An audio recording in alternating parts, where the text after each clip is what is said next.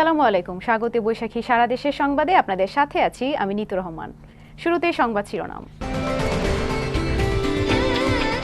আশুলিয়ায় আবারও শ্রমিক বিক্ষোভ, পুলিশের সাথে সংঘর্ষ, শতাধিক কারখানায় ছুটি, অস্থিরতা পরিকল্পিত বলছে বিজিএমইএ।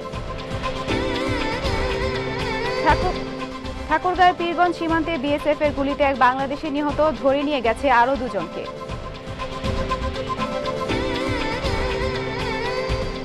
কুমিল্লায় ছাত্রলীগের দুই গ্রুপের সংঘর্ষে একজন নিহত, আওয়ামী লীগ জামাতের সমাবেশকে কেন্দ্র করে বিভিন্ন স্থানে ১৪৪ ধারা। এবং সাতক্ষীরার শ্যামনগরে লবণাক্ত জমিতে নতুন জাতের ধান চাষ, লাভবান হচ্ছে কৃষক।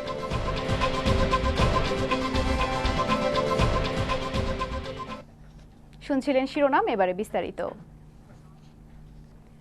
আশুলিয়ার জামগড়া এলাকায় পোশাক কারখানার শ্রমিকদের সঙ্গে পুলিশের সংঘর্ষে শতাধিক আহত হয়েছে। এ সময় বিক্ষুব্ধ শ্রমিকরা ভাঙচুর করে বেশ কিছু কারখানায়। এই পরিস্থিতিতে আশুলিয়ার শতাধিক পোশাক কারখানায় ছুটি ঘোষণা করা হয়েছে। সাভার প্রতিনিধি আব্দুল হালিমের রিপোর্ট, জানাচ্ছেন মাহবুদ আজমি। আশুলিয়ার নিশ্চিন্তপুরে তাজরিন ফ্যাশনের স্মরণকালের ভয়াবহ অগ্নিকাণ্ডের পর থেকেই উত্তেজনা বিরাজ করছে এই শিল্পাঞ্চলে। ঘটনার জন্য মালিক পক্ষের বিচার ও বকেয়া বেতন পরিশোধের দাবিতে প্রায় প্রতিদিনই বিক্ষোভ করে আসছে পোশাক শ্রমিকরা। সেই সঙ্গে কারখানা বন্ধ করে দেয়া ও আগুন আতঙ্কে রাস্তায় নামছে অন্যান্য কারখানার শ্রমিকরাও। সকালে জামগড়া এলাকার উইন্ডি গ্রুপের একটি সোয়েটার কারখানায় টিউবলাইট বিস্ফোরিত হলে আগুন আতঙ্ক ছড়িয়ে পড়ে। এ ঘটনায় কারখানা কর্তৃপক্ষকে দায়ী করে ভাঙচুর শুরু করে শ্রমিকরা। আশপাশের কারখানায় এ খবর ছড়িয়ে পড়লে শ্রমিকরা রাস্তায় নেমে জামগড়া বাস স্ট্যান্ড এলাকায় আবদুল্লাপুর বাইপাইল টঙ্গী মহাসড়ক অবরোধ করে। পুলিশ শ্রমিকদের ছত্রভঙ্গ করতে চাইলে শুরু হয় ধাওয়া পাল্টা ধাওয়া।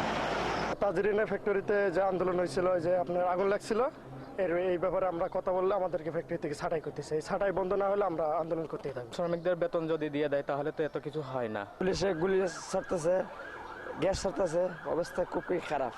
এই সময় শ্রমিকরা বিভিন্ন কারখানায় হামলা চালাতে থাকলে আতঙ্কে অধিকাংশ কারখানা ছুটি ঘোষণা করে কর্তৃপক্ষ।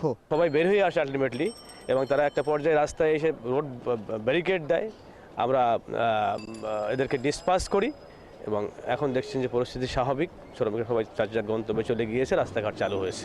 এদিকে সাভার বাস স্ট্যান্ড এলাকায় আল মুসলিম গ্রুপের কারখানায় বৈদ্যুতিক শর্ট সার্কিট থেকে আগুন লাগলে তাড়াহুড়ো করে নামতে গিয়ে অন্তত ৩০ জন আহত হয়।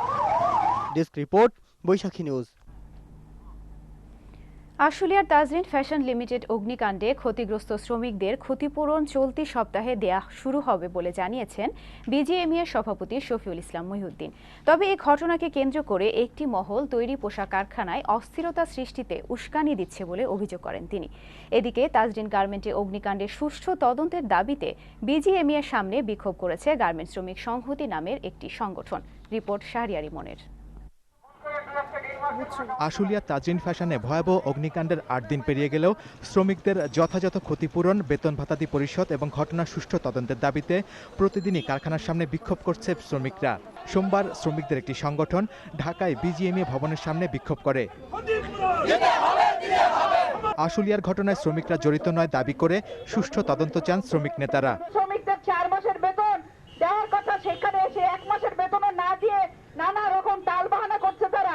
আহতদের সুচিকিৎসা এবং তাদের উপযুক্ত ক্ষতিপূরণের ব্যবস্থা করার জন্য আমরা দাবি জানাই। চলতি সপ্তাহেই সংশ্লিষ্ট সব পক্ষের সাথে আলাপ আলোচনা করে ক্ষতিপূরণ দেওয়া শুরু হবে বলে জানান বিজিএমইএ সভাপতি। আমরা আশা করছি যে 6 তারিখের মধ্যে আমরা যে পয়সাগুলো সংগৃহীত করেছি বিজিএমইএ, মাননীয় প্রধানমন্ত্রীর ফান্ড এবং অন্যান্য তাদের পয়সাগুলোর চেক আমরা দেওয়া শুরু করতে চাই। এই ঘটনাকে পুঁজি করে আশুলিয়ায় বিভিন্ন কারখানায় ছুটি ঘোষণা ও শ্রমিক অস্থিরতায় একটি চক্র উস্কানি দিচ্ছে বলে অভিযোগ করেন বিজিএমইএ সভাপতি। এক শ্রেণীর চক্র, তাদেরকে ইনস্টিগেট করার চেষ্টা করা হচ্ছে এবং তাদেরকে উস্কিয়ে দেওয়ার চেষ্টা করা হচ্ছে। কারা বাইরে থেকে আগুন আগুন বলে চিৎকার করছেন, ফলস অ্যালার্ম বাজিয়ে প্যানিক সৃষ্টি করার চেষ্টা করছেন। সোমবারও আশুলিয়ায় ৭০টির মতো গার্মেন্টস বন্ধ রয়েছে বলে বিজিএমইএ জানিয়েছে। শাহরিয়ার ইমন, বৈশাখী নিউজ, ঢাকা। ঠাকুরগাঁওয়ের পীরগঞ্জে এক বাংলাদেশিকে গুলি করে হত্যা করেছে ভারতীয় সীমান্তরক্ষী বাহিনী বিএসএফ। এ সময় আরও 2 জনকে ধরে নিয়ে গেছে তারা। বর্ডার গার্ড বাংলাদেশ বিজিবি জানায়, ভোরে পীরগঞ্জ উপজেলার বৈরচুনা সীমান্তে এ ঘটনা ঘটে। 3 জন গরু ব্যবসায়ী বৈরচুনা সীমান্তে নওডাঙ্গা এলাকা দিয়ে ভারতে ঢোকার সময় গৌরীপুর বিএসএফ সদস্যরা তাদের লক্ষ্য করে গুলি ছোড়ে। এতে গণেশ নামের এক ব্যবসায়ী গুলিবিদ্ধ হয়ে মারা গেলে তার লাশ নিয়ে যায় বিএসএফ।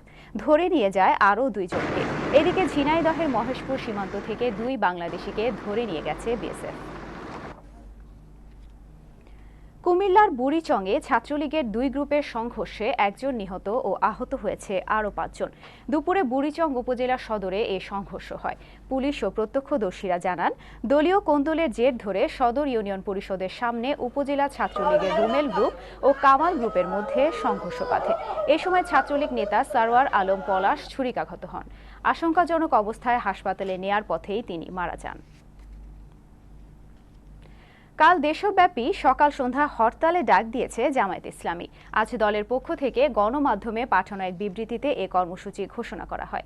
এতে বলা হয়, জামায়াতের শীর্ষ নেতাদের বিরুদ্ধে দায়ের করা মামলা প্রত্যাহার, নেতাকর্মীদের মুক্তি ও তত্ত্বাবধায়ক সরকারের অধীনে জাতীয় নির্বাচনের দাবিতে এবং নিত্য প্রয়োজনীয় দ্রব্যমূল্যের ঊর্ধ্বগতি রোধ এবং ইসলামী মূল্যবোধের উপর আঘাতের প্রতিবাদে এই হরতালের ডাক দেওয়া হয়।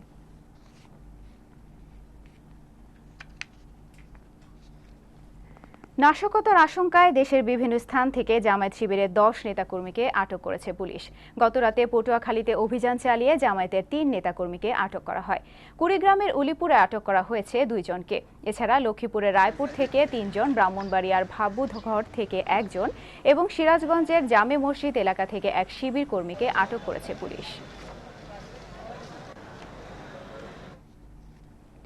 এদিকে একই স্থানে জামায়াতে ইসলামী ও আওয়ামী লীগ সমাবেশ আহ্বান করায় দেশের কয়েকটি স্থানে 144 ধারা জারি করা হয়েছে।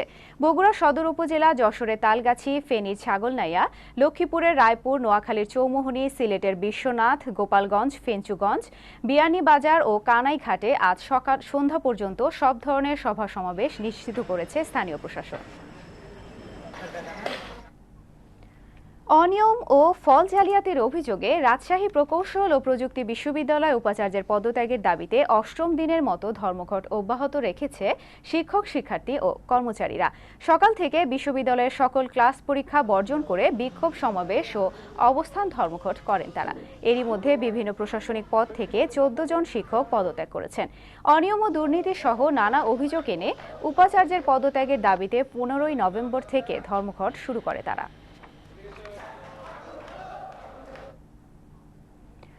সাতক্ষীরার শ্যামনগরে লবণাক্ত পতিত জমিতে নতুন জাতের ধান চাষ হচ্ছে। একই জমিতে চিংড়ির পাশাপাশি লবণ সহিষ্ণু ধান চাষ করে আর্থিকভাবে লাভবান হচ্ছে কৃষক। এদিকে পরীক্ষামূলক চাষে ভালো ফলন পাওয়ায় নতুন জাতের ধানের আবাদ আরও বাড়ানোর উদ্যোগ নিয়েছে কৃষি বিভাগ। সাতক্ষীরা প্রতিনিধি শামীম পারভেজের রিপোর্ট, জানাচ্ছেন ওবায়দুর রহমান। সাতক্ষীরার গাবুরা ও পদ্মপুকুর এলাকার পানিতে লবণাক্ততা বেশি থাকায় দীর্ঘদিন ধরে কেবলমাত্র চিংড়ির চাষ হচ্ছিল, আবার অনেক জমি ছিল পতিত। এবার স্থানীয় কৃষি অধিদপ্তর ও বেসরকারি সংস্থা CNRS উপকূলীয় অঞ্চলে লবণ সহনশীল ধানের বীজ উদ্ভাবন করে পরীক্ষামূলক চাষ শুরু করে। চিংড়ির পাশাপাশি চিনিকানি, বিনা 7, ব্রি 49 ও ব্রি 33 ধান চাষ করে ফলন হয়েছে বিঘা প্রতি 20 থেকে 22 মন। এতে খুশি কৃষকেরা। সৃজনশীল ধান নিয়ে বীজ দিয়ে CNRS আমাকে সহযোগিতা আমরা প্রচুর ধান লাভবান হয়েছি। আইলার পরে ফেলানো ছিল, আমরা এই লবণশীল ধান পেয়ে আমরা লাগানোর পরে প্রচুর ধান হয়েছে। জায়গাটায় নোনা জায়গা ছিল, ধান হতো না। আমি এই জায়গাটায় ধান চাষ করছি, বিঘা প্রতি 22 মণ ধান পাইছি। কৃষি বিভাগ জানিয়েছে, পরীক্ষামূলকভাবে এবার 801 হেক্টর জমিতে নতুন জাতের ধানের চাষ হয়েছে। উপকূলীয় এসব এলাকায় আগামী বছরগুলোতে এই ধানের চাষ আরো বাড়ানোর কথা ভাবছেন তারা। কৃষকরা এই লবণ সহনশীল বিভিন্ন ধানের জাত চাষ করে তারা লাভবান হচ্ছে। দক্ষিণাঞ্চলের উপকূলীয় এলাকায় এখন ধান চাষের জন্য আমাদেরকে বেছে নিতে হবে। লবণ সহিষ্ণু ধানের চাষ ছড়িয়ে দিতে পারলে সাতক্ষীরার উপকূলীয় আইলা দুর্গত এলাকার মানুষ আবারও ঘুরে দাঁড়াতে পারবে বলে মনে করছেন সংশ্লিষ্টরা। ডেস্ক রিপোর্ট, বৈশাখী নিউজ। বগুড়ায় প্রাথমিক বিদ্যালয়ের শিক্ষার্থীদের জন্য চক্ষু শিবিরের আয়োজন করা হয়েছে। সকালে গাবতলী বুরুজ বেসরকারি প্রাথমিক বিদ্যালয়ে ডানন জাপানের আর্থিক সহযোগিতায় কেয়ার বাংলাদেশ এর আয়োজন করে। গ্রামীণ চক্ষু হাসপাতালের বিশেষজ্ঞরা শিশুদের চোখ পরীক্ষা করেন এবং দৃষ্টিশক্তি ঠিক রাখার বিভিন্ন পরামর্শের পাশাপাশি চিকিৎসা দেন।